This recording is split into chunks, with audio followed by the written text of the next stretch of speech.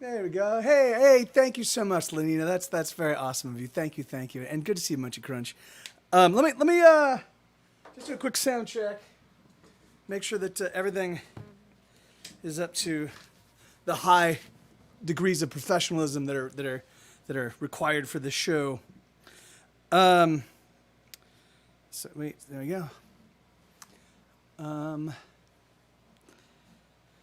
do.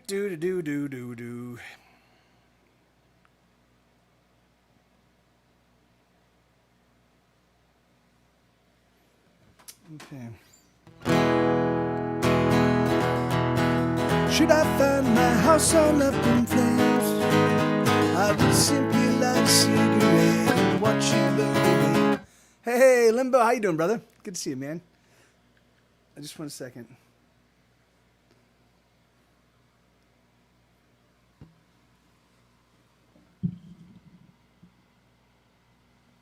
Okay, that's loud. I didn't get everything. All right, so. Should I find my house all up in flames? I would simply light a cigarette and watch it burn away.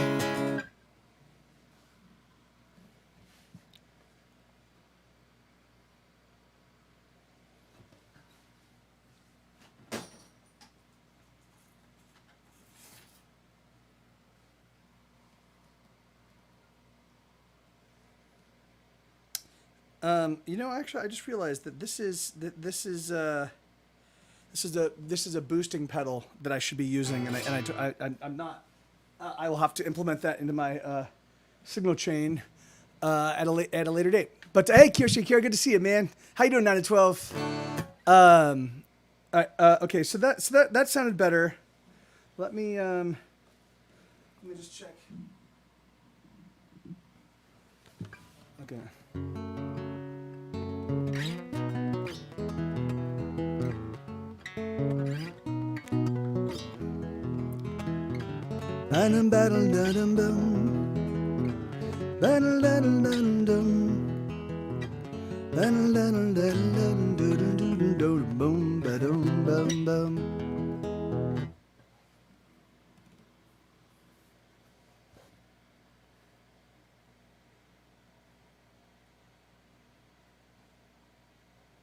Okay, so yeah, okay, that sounds all right. So I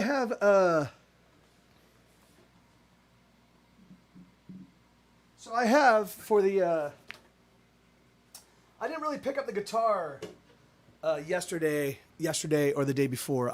So I'm kind of and normally I would make some time to practice, but I just didn't get a chance to today. You might have a spike in listens for 2 of your songs on Spotify.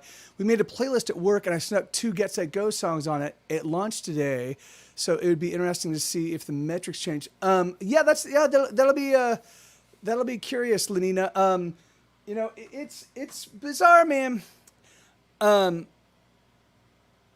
I said in yesterday's stream, I've been really paying attention. I've been trying to understand my I've been trying to understand my audience a little bit better, trying to get a sense of like kind of, because like there is it seems like there are even though I have like 44,000 or 43,000 people that listen to me in a given month on Spotify, and I can't, and it's really frustrating because Apple doesn't allow me to look at like sort of a monthly total. They give me a daily average, and so it's like the daily average is like 500 to 600 people every single day. But it's like, are those the same people, and do they just keep coming back, or is it And so it's really funny. I think the reason why Spotify gives such terrible metrics and Apple gives such terrible metrics is because they really don't want to spotlight how little they pay for individual plays and for that. Like, I could think they give you just enough to be like, yeah, here's some data that we have, but not enough for you to really drill in and understand your audience and understand what they're listening to, and are they listening to the whole track, or they like that's Bandcamp does that. Bandcamp actually will let you drill into your metrics pretty beautifully. So Bandcamp will. Well, you can see if someone listened to a song, like if they started a song, if they listened to it all the way through, if they listened to it only the first like 15 seconds, I think the way it breaks out is like, it's like if you start a song, like it's like the first 20 seconds of the song, if they made it all to the halfway point in the song, or if they made it all the way through the song, you know. So that's great. So because that for me tells me that like if I put out an album and it just seems like and no one's actively listening to it, right? Or they're only hearing like a couple songs that were featured, you know, either they were on Grey's Anatomy, or they were on Weeds, or they were on some other show, or they got a big bump because of somebody's you know, like somebody featured it in a magazine article or something, you know, like who knows what. But the thing is, or using a commercial, or those songs have a tendency to spike, and people don't seek the songs around it. They don't actually listen to the album that song came from, you know. And so, hey, Isabella, yeah, awesome, good to see you. And so anyway, what was I doing here? So let me just get the sound check portion of this thing done. We can talk about it. But so I've been trying to with very limited information. I've been trying to get a better understanding of who listens to Get Set Go's music and where they're coming from, and how likely they are to want to listen to the new material, you know. And I'm gonna be. I think I might be doing a couple of different ads. Like, I mean, I was even thinking I might even put together like a little like 15-second commercial and try, like, you know, and just be like, hey, from the guy that from the band that brought you these songs on hit shows such as Grey's Anatomy, Weeds, and yada yada yada, this new record or these new songs or this new single, or, you know. And playlists. Like, the thing is, there are even sites that actually will shop your music to various playlists. I might try that. I think I'm just at a point where I think I'm just gonna I need to try some stuff just to kind of like get a good sense of, like, you know, like direct marketing has never really worked for me. You know, like, for whatever reason, it just it's the thing that's worked best for me has just been word of mouth. You know, but that said, maybe it's time to change things up.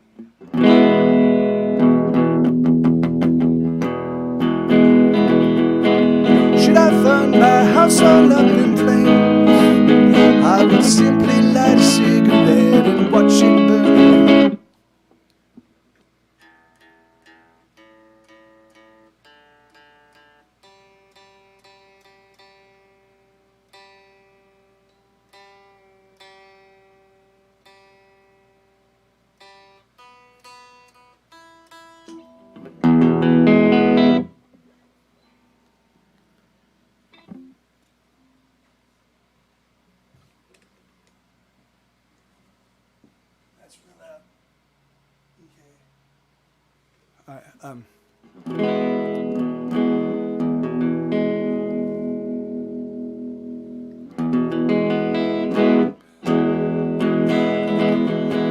Should I find my house all up in flames, I would simply light a cigarette and watch it burn away.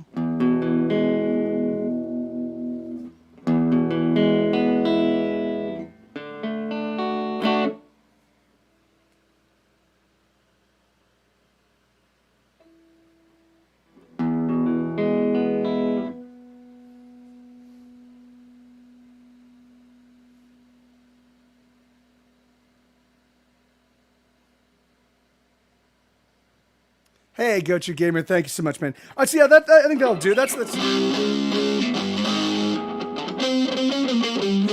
divide the end conclusion, rearrange last solution, make the ends meet the means. When I grew up, I want to be a fire truck. All right, let me just. Thank you very kindly, Gochu Gamer. That's super awesome of you. Okay, yeah, all right. Everything sounds as good as it's gonna sound.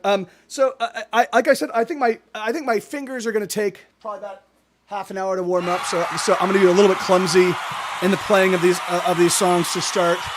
But so it goes. You know, that's just how it's gonna have to. So it's going to have to happen for right now. Let me just change this a little bit. All right, let's get this show up and running. But yeah, so all right, so there are a couple of things that are going to be happening in the show that are kind of unique to today.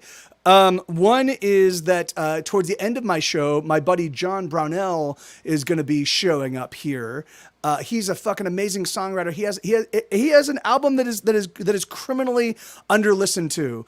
And so my hope is that over the course of this stream and over the course of perhaps me proselytizing his music into the future, and I know he's going to start streaming himself. I think here on Twitch. So and then you need to put out an album of 20-second songs. Yeah. That's and hey, how you doing? Scott? Good to see you, brother. Yeah, it is. It's I mean, whatever. Fuck it. I realize I can't. I'm not gonna I don't tailor. I can't tailor anything I do to the whims of people. It just drives me insane. I think he is. I think he's gonna be. I think he's streaming here on Twitch. So I think he's here on Twitch, and I think that's gonna be. I think we're gonna raid him after. He's gonna start up right around the time that I'm finished. Like he's gonna come and guest on this stream. We're gonna talk about music. We're gonna kind of talk about what he's been doing. We're gonna listen to some of the songs, and then we'll raid him. Which is normally we'd raid W. Scottus 1. It'd be the game night thing, but this is the first time that my buddy he was here in the stream yesterday. We were talking about music. Oblio Joe. So he's going to be showing up here, and so we'll raid him and give him a little bit of love and let him get started. That's what Taylor Swift does. Her songs are short and super catchy. It gets the listens, but damn, is it yeah. It's like I mean, yeah, I can't. I'm not gonna chase people. I'm gonna make great music. I'm gonna make songs that turn me on, and then they either live with it or they don't. But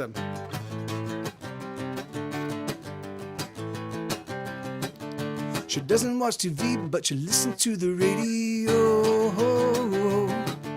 She lives by herself, but she doesn't like to be alone. When we speak, we never say anything. She fears me, and I fear everything. Hurt me again, she said. Hurt me again, she said. Hurt me till I feel something. She sleeps, but she never rests. She's afraid to close her eyes. She's going round, round, round, round, round, round, round. She's breaking down, down, down, down, down, down, down. She's been around, round, round, round, round, round, round. If we don't know where we're going, how can we arrive if we don't know what we're living for? How will we survive? I dream in color, she said, but her thoughts are in black and white. She doesn't mind if I stick around, just so long as I stay the night. She's going round, round, round, round, round, round, round. She's breaking down, down, down, down, down, down, down. She's been around, round, round, round, round, round, round. If we don't know where we're going, how can we arrive if we don't know what we're living for? How will we survive?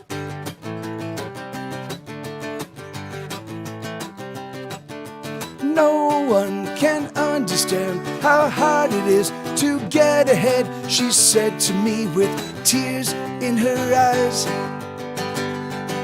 It could have been the alcohol, it might have been the cocaine, but something about that girl just isn't the same. She's going round, round, round, round, round, round, round. She's breaking down, down, down, down, down, down, down. She's been around, round, round, round, round, round, round. If we don't know where we're going, how can we arrive if we don't know what we're living for?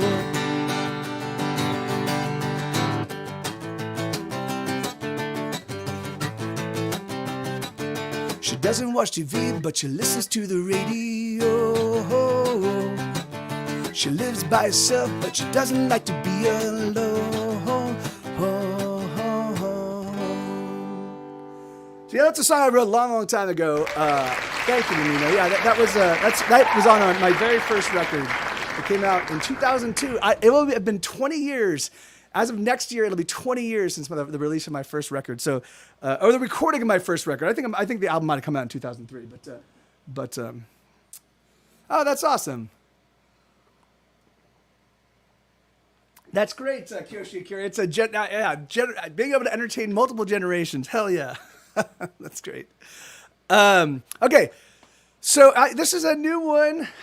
So I've got a bunch of my new material. I haven't, like I said, like I said, I haven't picked up the guitar in a couple days. So already I'm kind of on my back foot playing wise, and didn't get a chance to do any practicing before. I literally turned on the stream, and so these are going to be a little bit flawed until my fingers kind of warm up, but.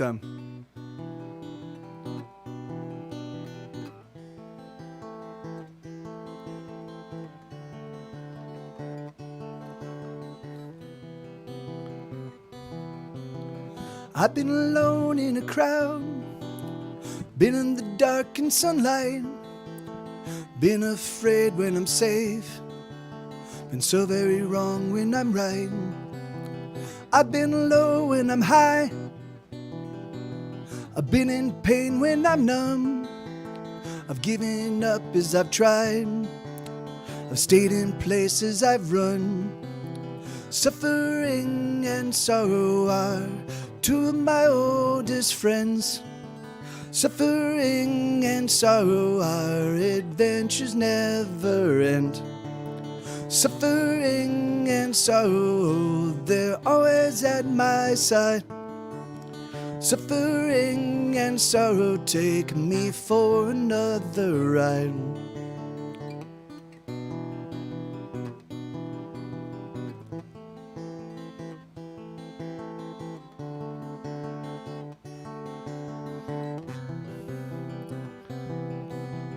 I've been sad while I smile, I've loved things I despise, I've won all I would lose, I've hidden truths in my lies, I've been in love with my hate, I've lost as much as I've found, I'm staying put to escape, I'm getting high while I'm down. Suffering and sorrow are two of my oldest friends. Suffering and sorrow, our adventures never end. Suffering and sorrow, they're always at my side. Suffering and sorrow, take me for another ride. Oh, they want me dead, as they constantly mess with my head. Oh, they're killing me every day in ways unseen. Please let me go. They won't let me go. They'll never let me be. Suffering and sorrow are two of my oldest friends. Suffering and sorrow, our adventures never end. Suffering and sorrow, they're always at my side. Suffering and sorrow, take me for another ride. Take me all my life. Yeah, that was first off, that was out of tune, and second, it was a little bit rough. So, but yeah, hey, and yeah, so and again, we did have a conversation with Geek Grills. So Geek Grills is it's a live stream here. They stream here on Twitch. It's also a podcast, and they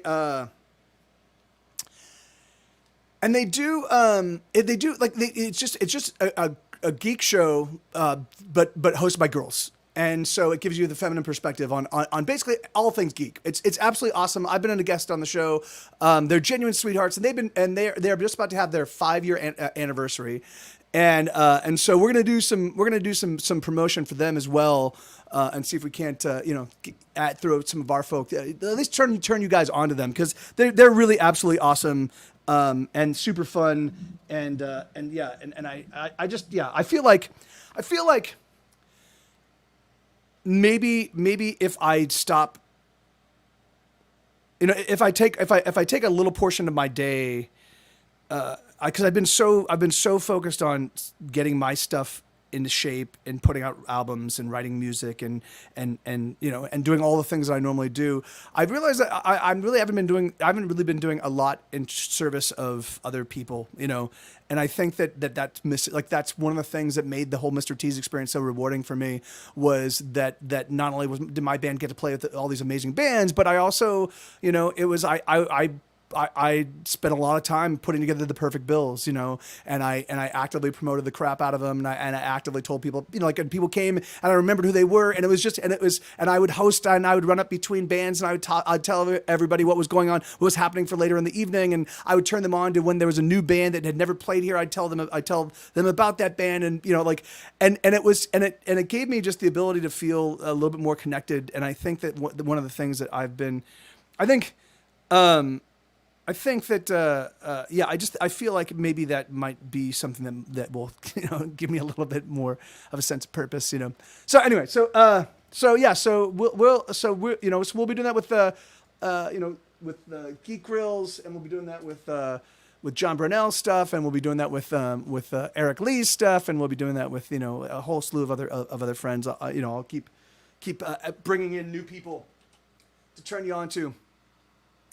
All right, let's see. So this is a song called Get Through the Day. This one goes...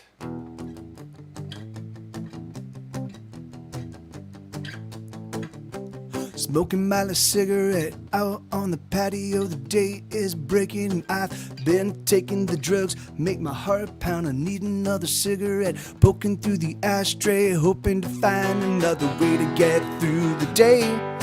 Another way to get through the day. Another way to get through the day. Another way to get through the day. Drinking up the dregs of all the beer bottles of last night's party, 'cause I don't wanna go down to the hookup for another hookup. I got another hookup. I just need to cook up a way to get through the day. Another way to get through the day. Another way to get through the day. Another way to get through the day. We've wasted our days and we've wasted our lives. We're wasted, we're wasted, we're wasted, alright. We've wasted our days and we've wasted our lives. We're wasted, we're wasted, we're wasted, alright.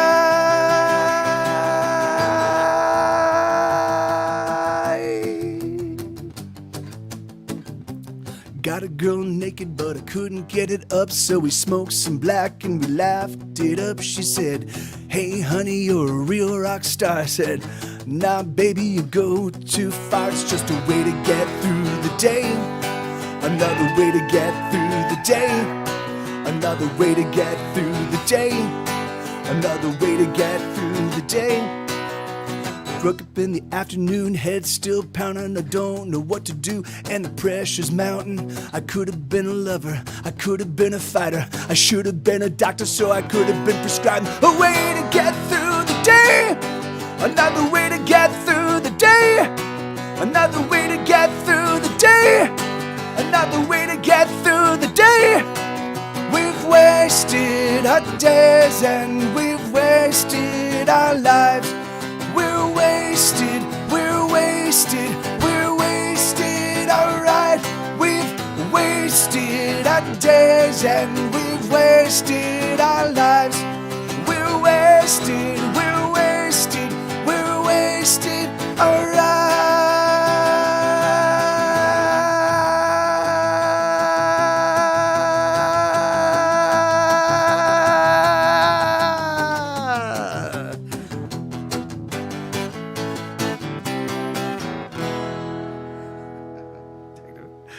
I forgot to take a big breath before the end. So I wasn't able to sustain the note the entire way. Dagnabbit. I was like, nah.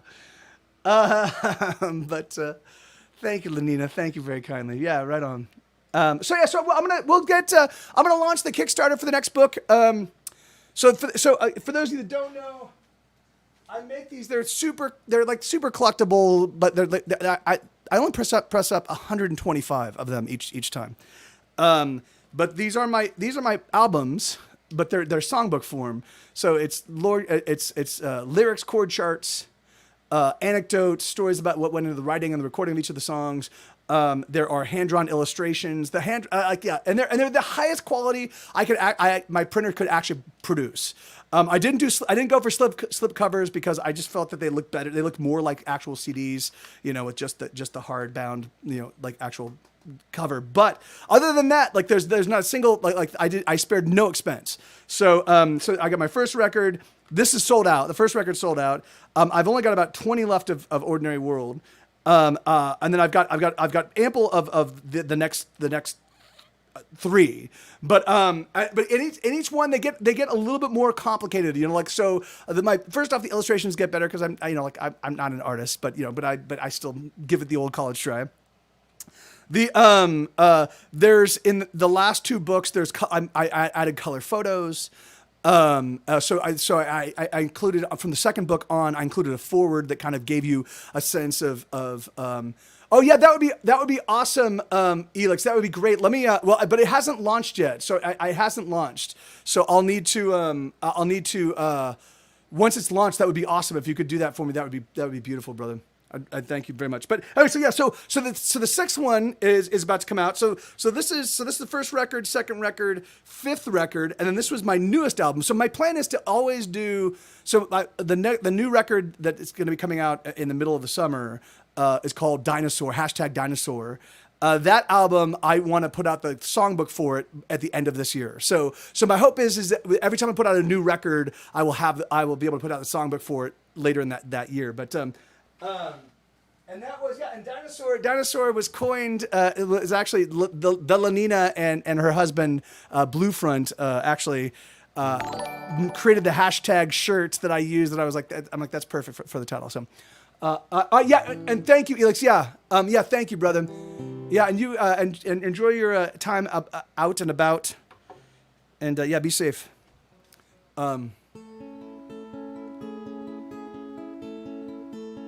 Well, you guys should listen to the remix of "Spared No Expense" from Jurassic Park.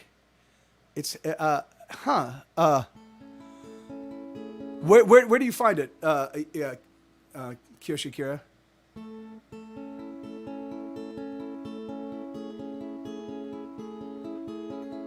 That would be awesome, Elix. Thank you, man. So this is a brand new one called "A Terrifying Love."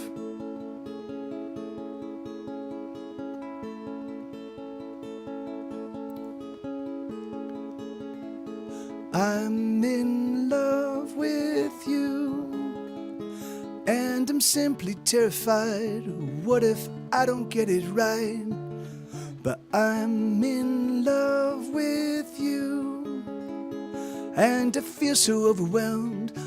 I don't know if you can tell. I don't know what I'm doing, and I don't have a plan. But I do know that I'm doing the best that I can.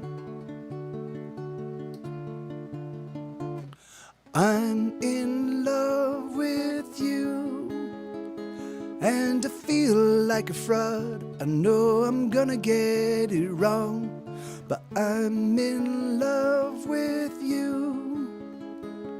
I don't know what to say, and I don't know what to do, but I do know that you make it easier to breathe. And I do know I feel stronger when you're with me. Oh, my heart, it can't sustain the pounding of the love in me. My heart, it simply can't contain the fury that inside me rages. Oh, my heart, it can't endure the raging fire of love that's sure to burn in me like a star. Can you help me carry on?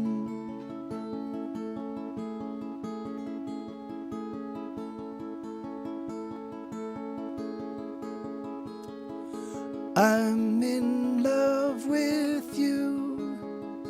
I don't want to make mistakes. I don't wanna break your heart. Oh, I'm in love with you. With everything I am, I will try to be the better man, but I don't know what I'm doing, and I don't have a plan. But I do know that I'm doing the best that I can. Greg, how you doing, brother? Good to see you, man. Oh, my heart, it can't sustain the pounding of the love in me. My heart, it simply can't contain the fury that inside me rages. Oh, my heart, it can't endure the raging fire of love that's sure to burn in me like a star. Can you help me carry on? Good to see you, Greg. Good to see you, brother. I'm in love with you, and I'm simply terrified. What if I don't get it right? Hey, so welcome Raiders, welcome everybody. Good to see you, Greg. How you doing, brother? How have things been, man? We haven't been in touch in a while. How are you doing? How are you enduring the perpetual lockdown and life in under plague? And yeah, thank you for bringing folks over. And welcome everybody. I'm Mike TV. I'm in the band Get Set Go, and I just put out my 19th studio album, my 18th studio album, some 18th or 19th. I've kind of lost count. And so they're big records. Like I've got 2 quadruple albums, and I've got multiple double albums. So I just have hundreds and hundreds and hundreds of songs. I'm in the process of writing 2 songs a week for the entirety of this year. So I'm at 26 songs thus far, which is that little 26 under there. So I've got just a ton of material, but I do have a whole bunch of like I've got silly songs and rock songs and punk songs and ballads and whatever kind of strikes your fancy. So, but and so okay, wait, hold on, just let me see. So hey, Boxhead, how you doing? It's good to see you, brother. So Greg, is there something I can play for you by way of thanks, or is there something I can do for you, man? And how have you been? What's been going on with you? Here, I can play, I know that this is a song that Greg often digs. This is the first single off of my next record. It's called Paleophile. I co-wrote this song with my chat. I've co-written 10 songs. Well, I've written more than 10 songs, but the album is going to be 9 or 10 songs. This is a song called Paleophile.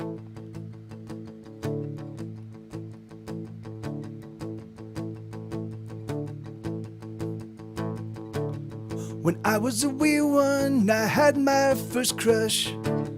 Those tiny fossil arms made me blush. That neck, that tush, that horn, that never-ending smile. That's when I knew I was a paleophile. It may be a sin, but that toothy grin drives me wild. I'm not into boys or girls, I just want dinosaurs. I want my dinosaur. Omnivore, carnivore, herbivore. I'll fuck 'em all till I'm dinosaur. Huh. Archaeopteryx, extend those sexy wings. It makes me think the naughtiest things. Brontosaurus with your neck so very long, I could stroke it all night long. Velociraptor, give me some more, you big dickosaur. I'll fuck 'em all till I'm dinosaur. Megalosaur, give me your ultra megalodon. Seismosaurus, you shake me, you're breaking my heart on. I wanna go back to the past for that sweet dino ass. Wind back the clock, tickety-tock for that fat dino cock. Please take me home, I'm all alone, stuck in a world without dinosaurs. Without dinosaurs.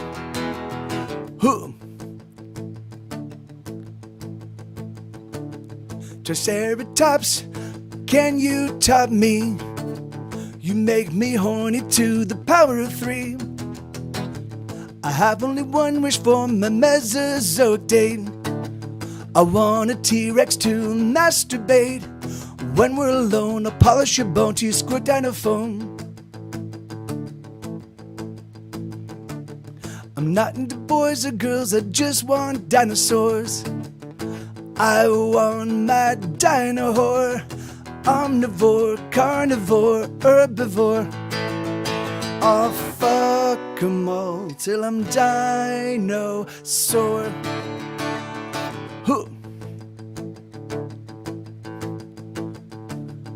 Ankylosaurs, you will someday become gas. Till then, use your tail to pound my ass. Stegosaurus with your lovely lady plates. Why don't you come, please, sit in my face? What can I do? I like to screw, I bet they did too. I'll fuck 'em all till I'm dinosaur. Megalosaur, give me your ultra megalodon. Seismosaurus, you shake me, you're breaking my heart on. I wanna go back to the past for that sweet dino ass. Wind back the clock, tickety-tock for that fat dino cock. Please take me home, I'm all alone, stuck in a world without dinosaurs. Without dinosaurs. Oh, what a bore. So that's the first single. Let me tune up real quick. This sounds a little bit amiss. Well, here, let me just do this. Thank you. So that's Sogu Saga. Thank you. That's awesome. Yeah, that will be. It's gonna hit stores December 7th. It's gonna be planet wide, and then the next single is gonna be a song called Fuck, and then the album's gonna drop. So there's just gonna be 2 singles and then the album. Whereas the last album I put out 10 singles. I did 10 months of lead up, or no, it was 5 months of lead up, and it was like every couple weeks I put out a new single, and then I forget. I think that's how I did it. But Bigadoom, what am I doing? Tickadoo. He's gonna tune up.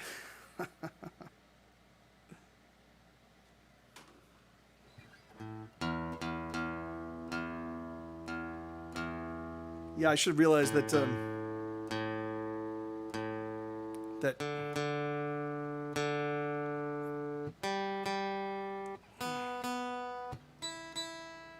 wasn't too bad. Okay, cool, awesome. Well, so I basically do now, because I have such a huge catalog of music. I usually put together a set list so I can kind of keep practiced up songs that are deep cuts and songs that don't that don't get requested that regularly. And then at the end of the set, then I'll just take requests, But tonight's going to be a little bit of a different show because I've got a songwriter friend of mine by the name of John Brownell. He's going to be showing up, and he and I are going to be talking about his music. And he's got an album out that is criminally underappreciated. And so I figured I could turn you guys on to some amazing new music, and you could be in on the ground floor of a guy that he's been in bands, and he's put out, and he's been a songwriter for years and years and years, and he was in a band called Oblio Jones, and he was in a band. He was in the band The Secret Powers, and and I'm certain myriad other bands, but projects or whatever, But the thing is, but he's this phenomenal songwriter. And so I just want to kind of showcase his stuff and give you a chance to kind of get to know him, because he's just a genuine sweetheart, and he pens fun, clever, awesome, brilliant songs that are impeccably produced, and it's just he's the real deal. So, all right. So, and thank you, Lenina. Thank you very much.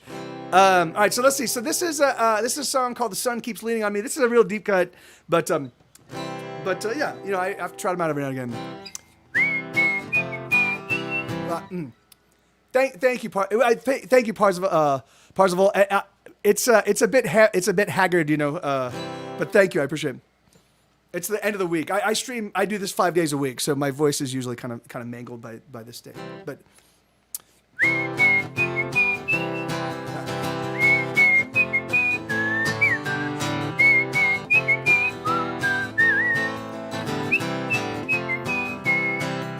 the sun keeps leaning on me.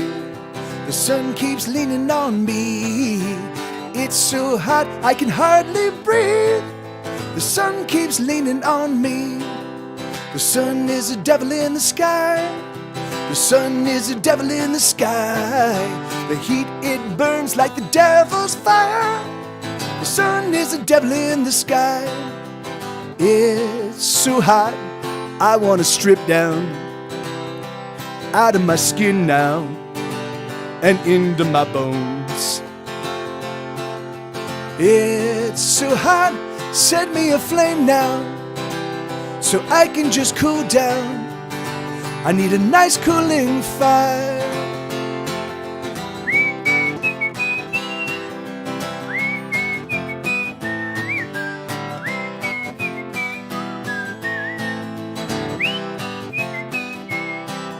The sun is a ball of hate. The sun is a ball of hate, and its hate shines down at 108. The sun is a ball of hate. The sun keeps leaning on me. The sun keeps leaning on me. Never mind the children, let's everyone flee. The sun keeps leaning on me. It's so hot, my cranium's softening like a ripe avocado. My brain is just mush. It's so hot, blah, blah, blah, blah, blah, blah. Hot, hot, hot, hot, hot, hot. Hot, hot, hot, ow.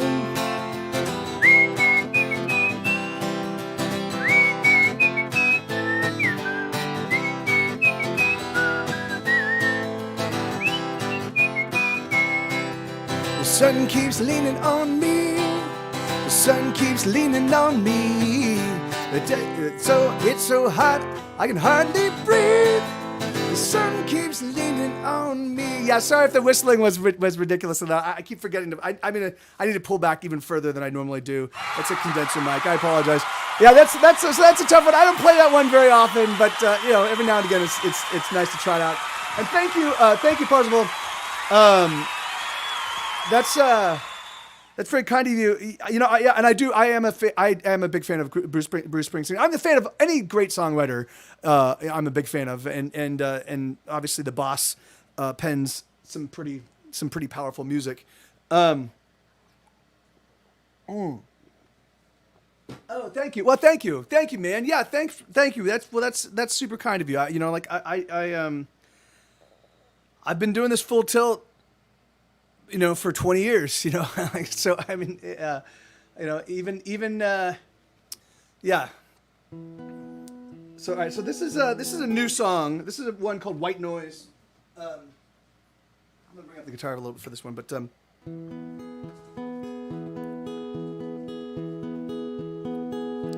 stuck in the soundtrack of somebody else all alone. Wait, hold on. Let me review this one.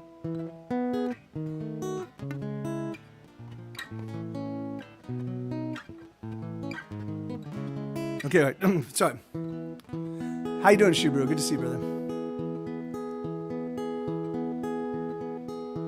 Stuck in the soundtrack of somebody else all alone. All you wanna do is make your way home. Stuck in a song with words you've already heard, with melodies that warm but never quite burn. Give us a fire, give us a fire, give us a fire, or nothing at all. or nothing at all.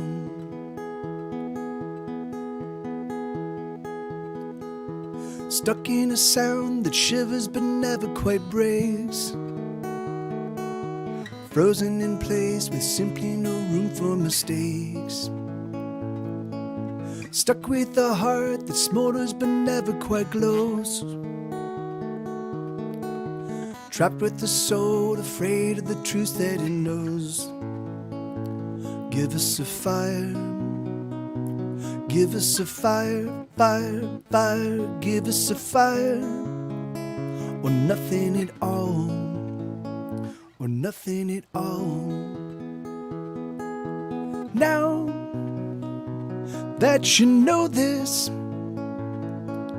now that it's been made clear,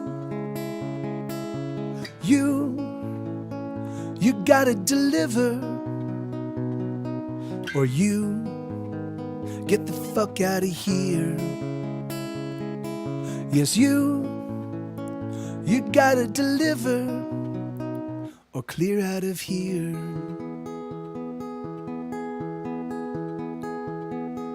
Stuck in a song with words that perplex and confuse.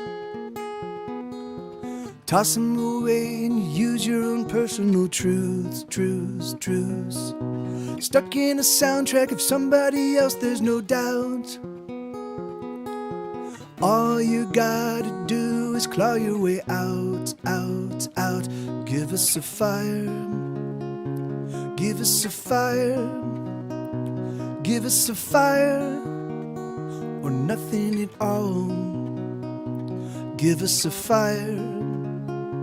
Give us a fire, fire, fire. Give us a fire, or nothing at all, or nothing at all. Hey, welcome back, Yoshi Akira. Yeah, so that's a new one called White Noise. That song, you know, it's funny that song is in a lot. Hey, Retro Show, good to see you, brother. How you doing, man? That song, in a lot of ways, it's like it's an excoriation of like. Of myself, while at the same time, people that kind of phone in their own songwriting. You know, I mean, there are lots of people. There's lots of music that I encounter where I'm like, you've spent all this time putting these beautiful chords together, or putting this beautiful arrangement together, and then you didn't think about the lyrics. You know, like you're saying the exact same thing that everybody's saying. You know, but at the same time, okay, all right, right on, Elix. Yeah, you be well, man, and be safe, and we'll see you in a bit. So, you know, but at the same time, I find myself that I will sometimes, as I'm writing a song, I'll either use recycled ideas. And so it's anyway, it just, but then I wanted to make sure that the song could also work from the perspective of somebody that finds themselves just trapped in a routine that they can't break themselves out of. So I made sure that the lyrics, I fine-tuned all the lyrics to make sure that depending on your perspective and how you wanted to tackle that song, it worked for all of them, you know. I may have invented candy that is also a black hole. We're not sure yet. 4 people are dead. Okay, what is this candy that you, that sounds exciting. I have been known to enjoy a piece of candy in my day. What kind of candy are we talking about?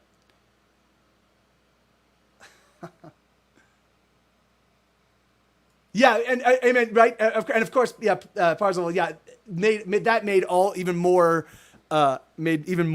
significant, considering, you know, the fact that everybody is locked in their houses due to a plague.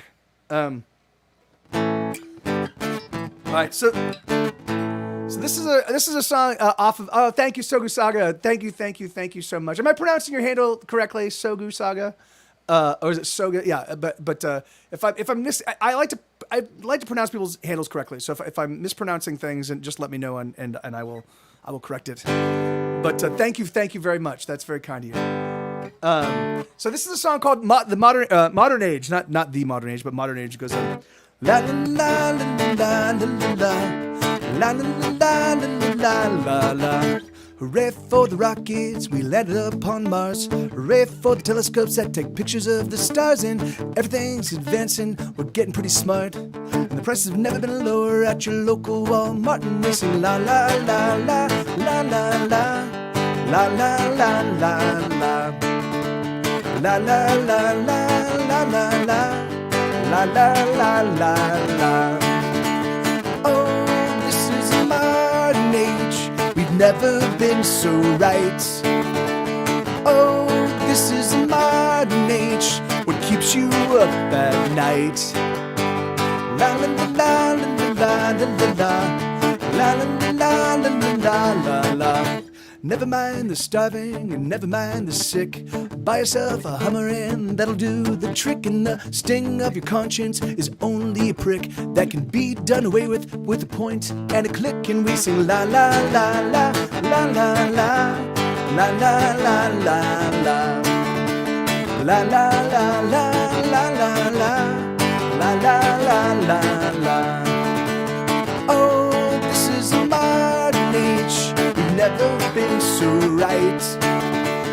Oh, this is a modern age, what keeps you up at night? The poor must pay more to secure basic medicine. The broke, they must choke on the yoke that has been thrust on them, but don't trust in them. La la la la la la la la la la la la la la la. We can clone ourselves a monkey, but the starving they must die. We can map the human genome, but we can't save their lives. And what would we become if we saved everyone?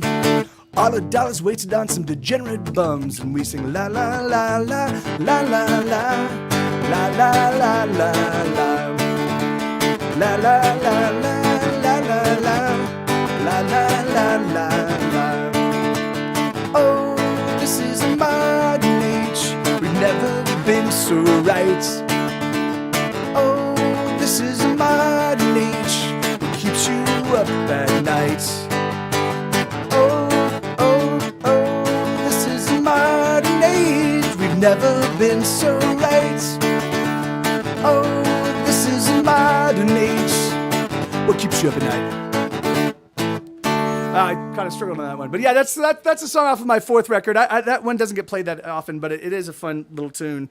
And then the album version, I had all the entire band sing on that song for the La La La section, and we try to make it sound as much like the Muppets as possible. So it's just la la la la la. It's a really silly and fun rendition.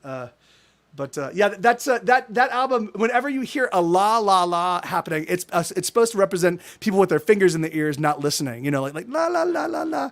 And so there's all sorts of like little personal truths that I interject in there, and then to convey that people are still not hearing them. Then we have just lots of laws happening throughout the record. All right, so this and hey Bobcat, how you doing, brother? Good to see you, man. Thank you for the. All right, so let me. All right, so this is another brand new one. So what I did recently is I've been writing new material. I'm writing 2 songs a week for the entirety of the month. I mean, not the entirety of the month, for the entirety of the year. So I'll end up with 104 songs in 2021. So what I started out with, I started writing was I was writing fingerpick tunes because I wanted to double. I had about 20 fingerpick songs before I sat down in January and started writing, and I wrote 20 over the course of the past few months. So I seem to have identified my favorites, like and the ones that seem to be my Twitch audience favorites. I'm still going to play all of them, at various intervals. I'm not going to walk away from any of the songs because sometimes it just takes a little while for a song to kind of catch on. But the ones I'm playing right now are I think the ones that have been identified as being the stronger of the bunch.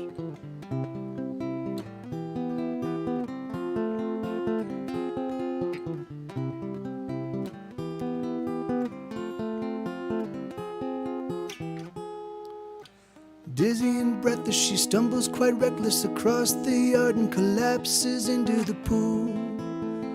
The water is cool on her skin as she swims to the floor. No, she's not hiding, instead she's abiding. She's waiting and praying and fervently hoping for change. Everything's strange, so she remains at the bottom of the pool. There's nothing she can do to put out the fire in her heart, so she drowns. The fire in her heart that burns even now. The fire in her heart that she can't quite put out. Her lungs are aflame, her lungs are aflame as she floats, as she waits, as she struggles to breathe, a need growing more fierce. She can't feel the tears, they are lost, they've been washed away. She wants to surface, her lungs give her purpose, but still she remains floating face down in the pool. There's nothing to do but drown in the cool of the pool in the night. So lungs dying, that's right. There's nothing she can do to put out the fire in her heart, so she drowns. The fire in her heart that burns even now. The fire in her heart that she can't quite put out. The cold and the chill of the water can never quite put out the fire in the heart. Once the fire's been started, oh, the cold and the chill of the water can never quite put out the fire in the heart. Once the fire's been started.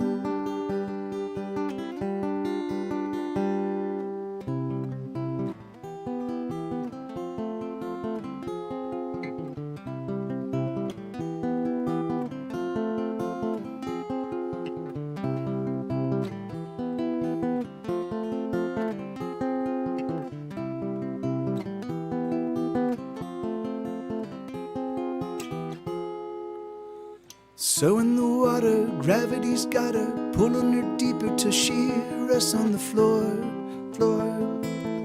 She's hurting no more, and the water feels nice and cool. Something like that, yeah. So that's a brand new one called Underwater at the Bottom of the Pool. Yeah, you know, it's funny. It's funny, Parzival, that you should like. So I only play my own material, and it's funny because that is definitely throttled. That has definitely throttled my growth. I've been doing this since October of 2015, you know, and back in the early days when there weren't a lot of people. When there weren't a lot of music streamers here on Twitch, like I had pretty healthy audiences, and I've always had. The great thing is my community is fucking absolutely brilliant, just fun and clever and silly, and obviously they helped me they co-wrote all the lyrics for Paleophile. Like they're awesome, they're amazing people. So, but again, I'm my competition, right? My competition here on Twitch. It's not other streamers.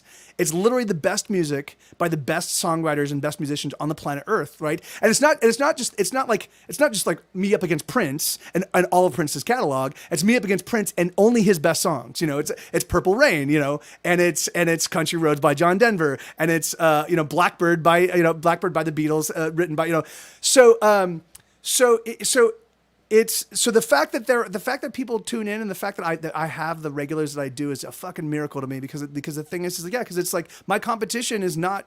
It's not the other music streamers. It's literally the best songwriters. It's the best songs ever written, you know, that other people can play, you know. And so and then of course people do really beautiful renditions, and there are so many music streamers that I love here on Twitch that I'm good friends with and have been friends with for years, and they do these they take the covers and they make them their own in ways that boggle my mind often, you know. But even so, you know, the thing is, like, so for me doing what I do and doing it here, you know, it's yeah, it's just a blessing to be able to like have found people that dig what I do, you know, because again, like it's me versus it's like you can listen to the best songs written by anybody on the planet Earth, or you can hear all of my stuff, my best songs as well as my not best songs, you know, because I have to keep them all practiced. And sometimes a song that doesn't gain traction. Sometimes it takes songs 3 or 4 or 5 or 10 years to really gain traction. Why that is, I have no idea. You know, so I will play a song and it'll be completely kind of it just won't resonate. You know, and it won't resonate. And then all of a sudden one day I play it and people are like, so that song's amazing. And I'm like, yeah, I have no idea. Yeah, awesome. Yeah, and that's it. You know, it's yeah, man, I fucking love it. Like the thing is like, you know, like. The people that are regulars in my stream, and even the people that aren't regulars, even the people that can only pop in every now and again, it's like the people that usually engage with me in the chat are just absolutely genuine sweethearts and good, cool, fun, funny, awesome, silly people. But all right, let's see. So no, I don't feel I've listened to what you're playing so far, and that's great. See, that's absolutely awesome, and that's, you know, I mean, man, it's that's a miracle, right? It's a miracle. Yeah. Paper Cat used to be a regular, and then we had to ask him to leave. We were like, you're too Spanish is what it came boiled down to. Okay. All right. Look, this is a brand. So all right. So now, I wrote the. Oh, my pleasure, man. Absolutely. I wrote the 20 songs. I wrote the 20 fingerpick songs, and now I'm writing big anthems. And so, or it turns out maybe not big anthems, but they're some also weird songs. But so, this next song is a song that I wrote on last week. Let me.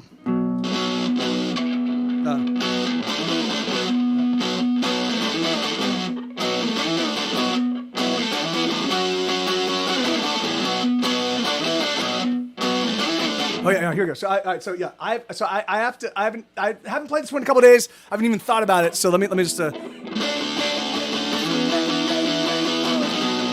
right. So this is called The Sound.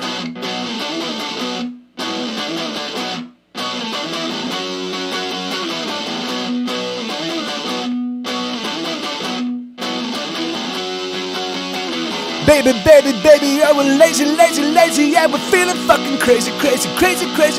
Gonna buy ourselves a gun, gonna stick it in the mouth, we're gonna suck the barrel dry, gonna suck the death out. We don't need the fucking bullets to knock ourselves around. We got the sound, we got the motherfucking sound. We got the motherfucking sound. We got the motherfucking sound.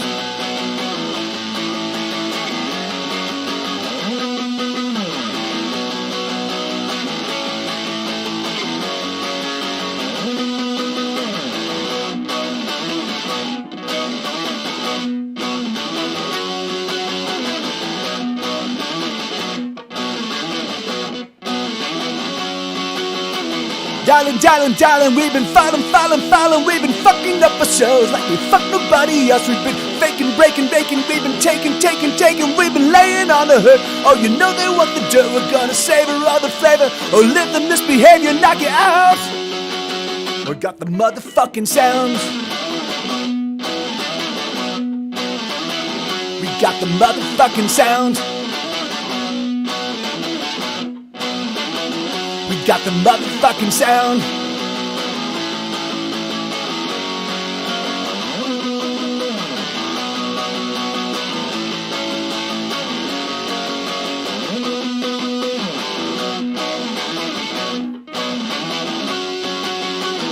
Everything they got means jack shit to me, cause baby we can say we got the sound. Everything we need, everything they want. It's just nothing to me, nothing you see, it's all they got. We got the motherfucking sound.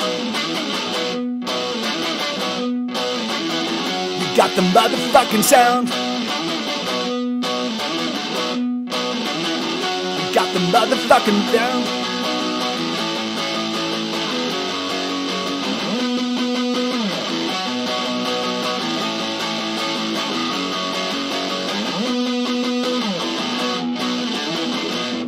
Something like that. So that the shape of that song is going to keep changing a bit. I think I'm going to add a third verse and kind of, but that's. So it's getting there. It's getting there.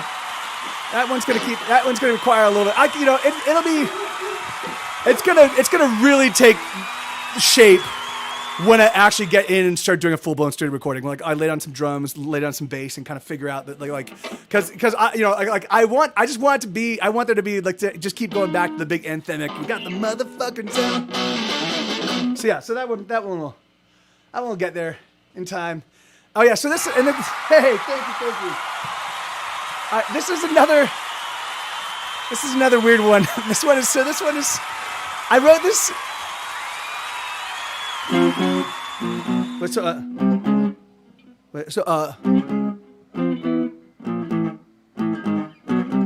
Yeah, so I wrote this. I came up with that little riff I just played right there, and it's such a weird herky jerky kind of thing, but it ends up being really super catchy. And I was like, can I turn this into a song? And so I did. And it's called Anybody. So 2 words, anybody.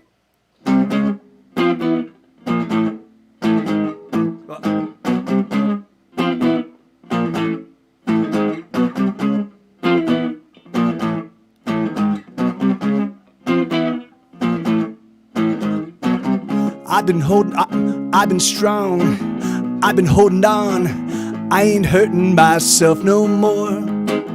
I've been tough, ain't that enough? I ain't hurting myself no more.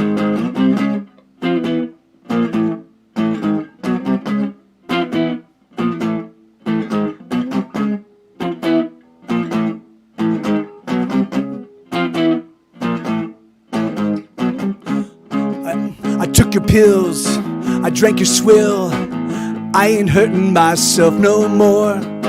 I got a smile, it took a while, but I ain't hurting myself no more. I wanna be like everybody, I wanna be like you. I wanna love the Jesus and the money and the youth. I wanna be like anybody, anyone but me. I wanna be like anybody, anybody, anybody, anybody, anybody, anybody but me.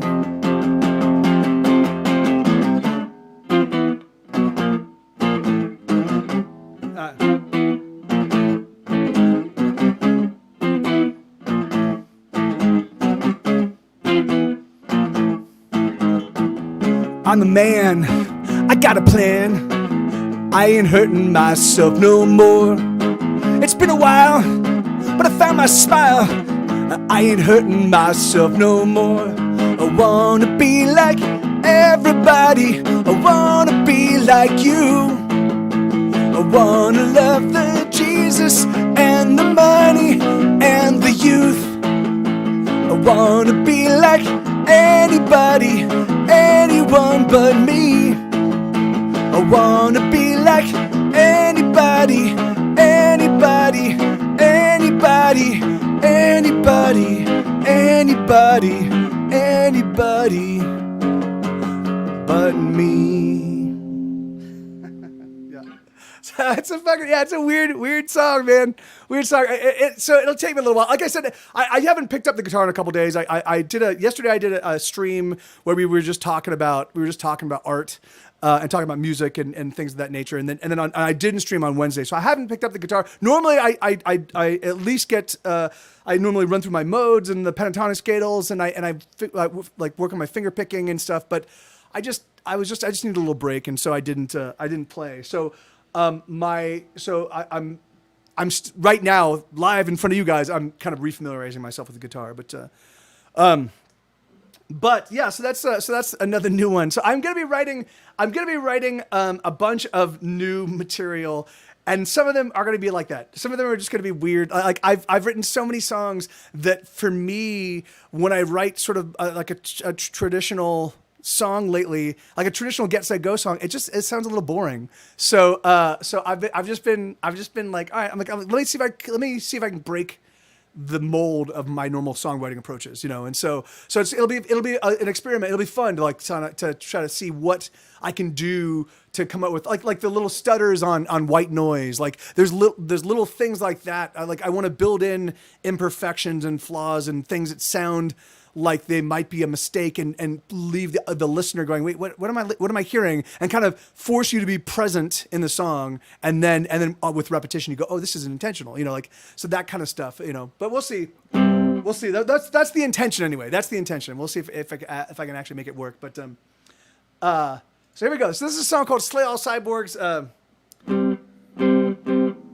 This one, it sounds like I'm a little bit out of tune all of a sudden. Yeah, okay, hold on. So that sounds good.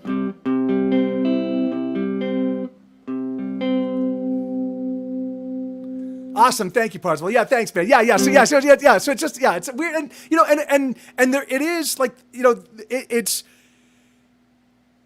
it is slightly discordant and slightly less like I usually like to write poppy, like hooky, real catchy sounding melodies and vocal melodies, but that song, lyrically the song called for something different. It called for something that was a little bit more atonal and a little bit more and a little bit more kind of drony and what have you. So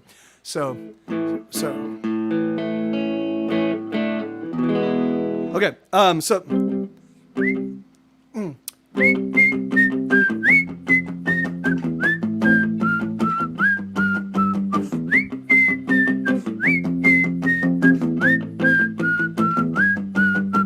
Can't get any more connected until we run tiny cables from our brain stems. And we're growing so very disaffected. They're amused, so amused, we amuse them. And there's just no getting over this. There's just no single cure. There's a hive mind of vapid-based stupidity, and it's pounding down our doors. Oh, the kids, they have become cyborgs. And they're quietly freaking me out. Sounds terrible. Oh, the kids, they have become cyborgs. And they're quietly tearing things down.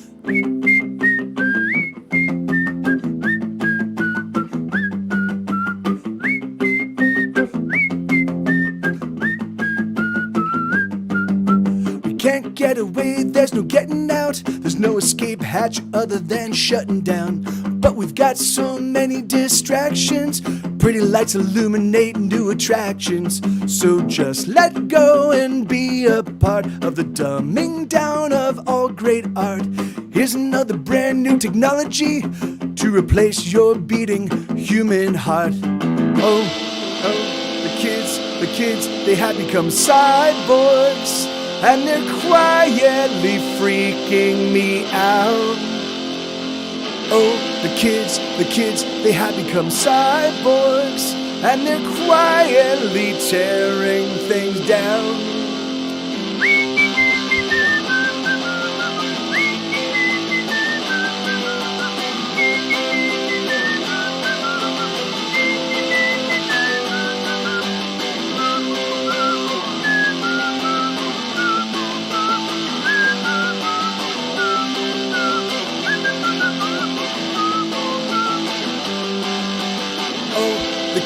The kids, they have become cyborgs. And they're quietly freaking me out. Oh, the kids, they have become cyborgs.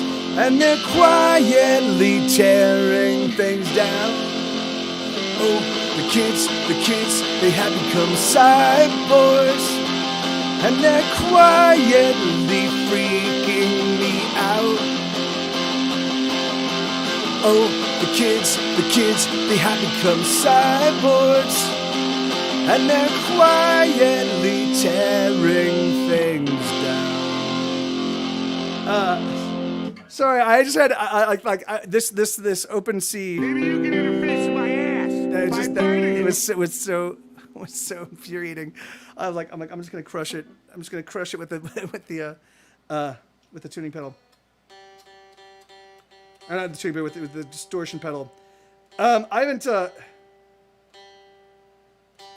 I've never really, unfortunately, I've never really come up with a rendition of that song that works well, that works as well as with just one person. That song is the album version has so many moving parts. It's a really fun song, but oh no, I'm staying with this. It is a fun song, but it's got a lot of moving bits. All right. Okay. So this is the title track off of my. In fact, this is. Oh yeah, here I was going to launch it right now. So I've got a new Kickstarter project. As I was saying earlier, I don't know if I was telling you guys or if I was talking before Mr. Gregels brought in all those folks, those kind folk. But so one of the things I do. Is I put out songbooks, and so this is my first record, but it's a hardbound. It's beautifully rendered with the heaviest weight paper. Like you can literally take a Sharpie on any one of these pages. And I do have a Discord. If you just type in !Discord. Oh, there you go. Or thank you, Lenina. Yeah, you can definitely join. You're all welcome to join the Discord. So I put together, these are songbooks. They're like, you can literally Sharpie on the pages and it doesn't bleed through. They're super high quality. So this is the very first album. This is my very first record. And it's got chord charts and lyric sheets and hand-drawn illustrations and stories about what went into the writing and recording of each of the songs. I did that for So You've Ruined Your Life for my first record. This was from Ordinary World, my second record. This is Fury of Your Lonely Heart, my fifth record. This is my big double album I put out in 2019. So this is part 1 and part 2. And I'm just about to launch. In fact, I'll do that right now. I'm launching the Kickstarter for my it's my 2016 release. I kind of lost track of what number the album like what album it is. It's like I think it's like my 15th record. I think it's my 15th. It's 14th or 15th. But here, let's launch this right now. So I'll give you. It's been prepared to launch. Ding, ding, ding. Yes, I've read all that stuff. Launch now. Boom. Wait, no. There we go. Good. It's live. Here. So let me. I will. So yeah. So that's it. It's a long link. We will shorten that link and as soon as Papercat gets here. Not Papercat. As soon as Elix gets here, Papercat's right there. And yeah, thank you. Thanks. So that.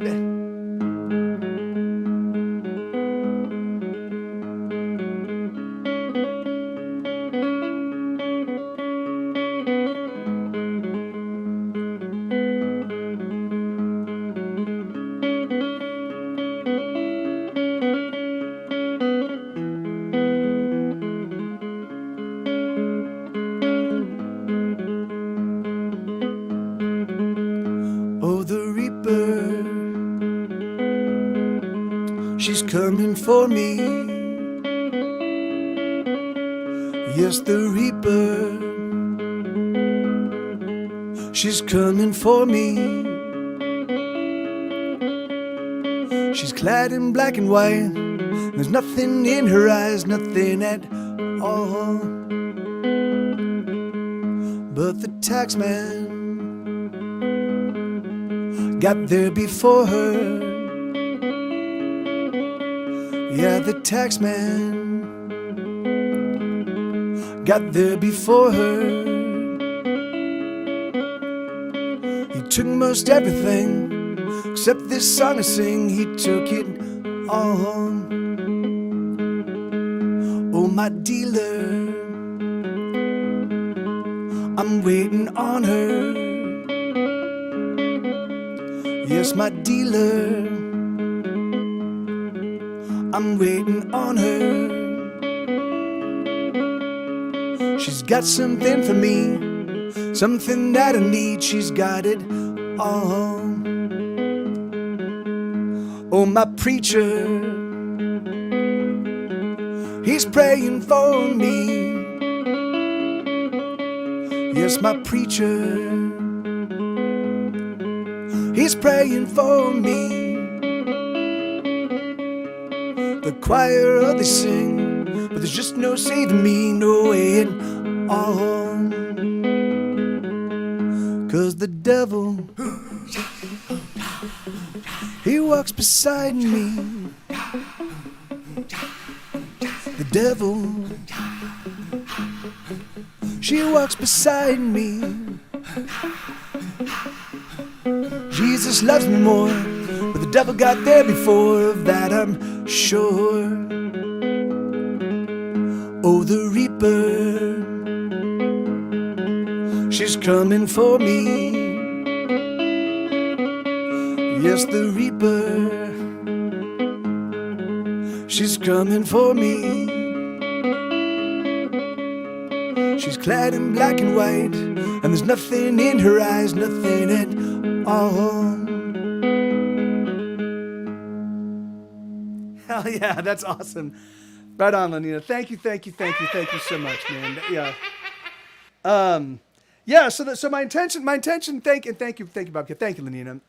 My intention is to, if possible, to put out a book for every single one of my albums, and so that by the time I'm done, like, my hope is but in 3 or 4 years, 5 years, like I will have gotten through all my records, and then I'll just put out one new book each year.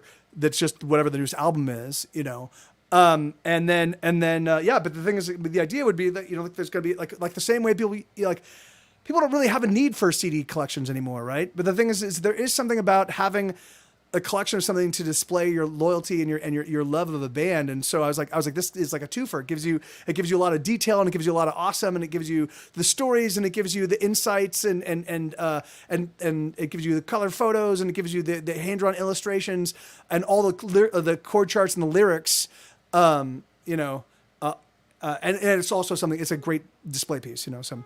How to get blues ASAP for the Death and Taxes. He wants. Does he actually want the Death and Taxes, the song I just played, Lenina? That's awesome. That's crazy.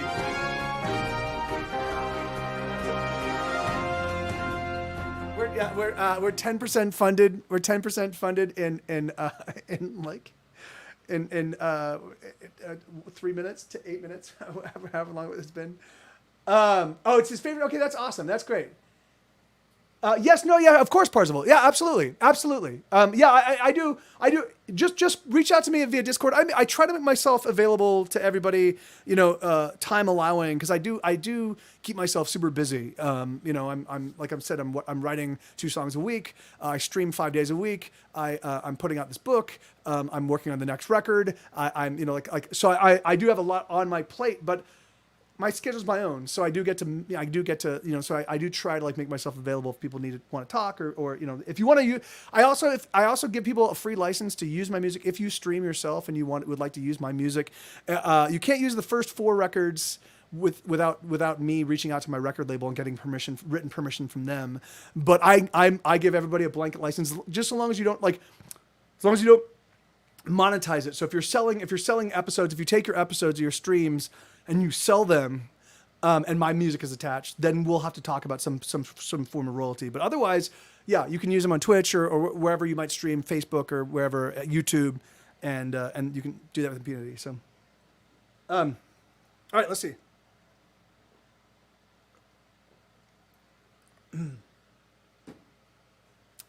Okay, yeah, sure, absolutely, man, amen. So let me see where I'm at, because John Brownell will be showing up in the 8 o'clock hour sometime. I'm not 100% certain. Yeah, Mr. Gregos can use my music, absolutely. In fact, I think he might have it at one point or another. He's conscious, so I just confirmed that yes. Okay, awesome. All right, great, awesome. All right. So let me see how many songs I have in the set list, because I think because there's been a bunch of talking. Let me eliminate some of these so I can, because I want to get. I want to get. I want to make sure I have plenty of room for when John shows up. But and so I'll turn you on. So my buddy John Brownell, he is a songwriter. He's been in myriad bands throughout the course of his life. He just put out an absolutely mind blowing album that is like the song compositions are amazing. The production is amazing, and it's gone sort of like criminally underappreciated, and so I'm gonna try to turn you guys onto it tonight. And maybe if you dig it, so we'll listen to a couple tracks from the album. I have my favorites, but I want John to to decide, ultimately what we listen to. But yes, I know, right? And that's And in fact, and the thing is that in fact, if you use my music and Twitch asks, if Twitch comes after you because of a copyright issue, I can give you written permission as well. So it's you don't need to worry about that kind of stuff. All right, so let me see. So.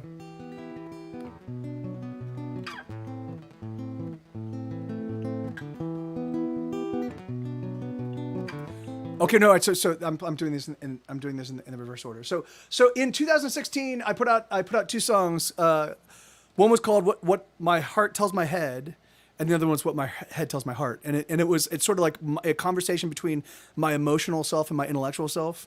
And so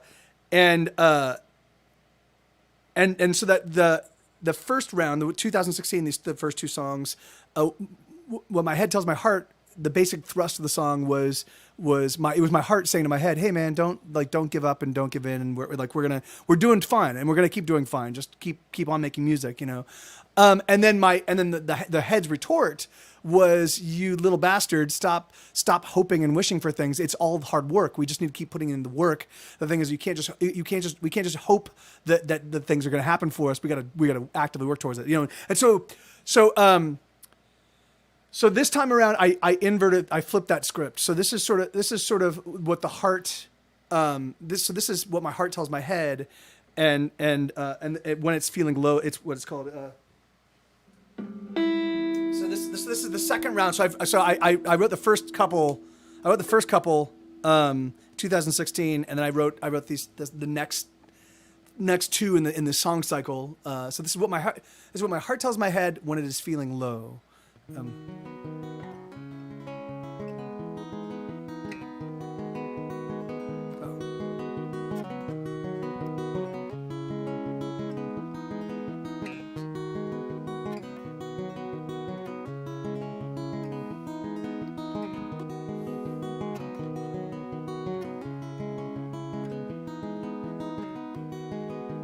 Every song we sing is pointless.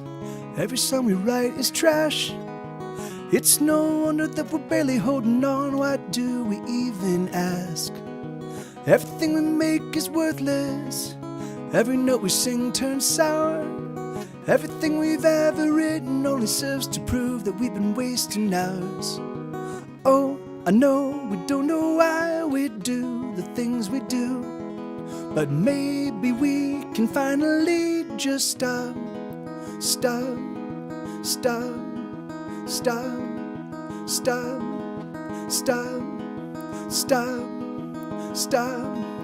Every song we sing is poison. Every word we sing is pain. So why can't we just keep singing? Why can't we just stop singing these songs and let go of these old refrains? Everything we do is failure. No one really gives a fuck. All we gotta do is simply walk away and disappear, disappear, disappear, disappear, disappear, disappear, disappear, disappear, disappear, disappear, disappear, disappear, disappear, disappear, disappear, disappear, disappear, disappear, disappear, disappear.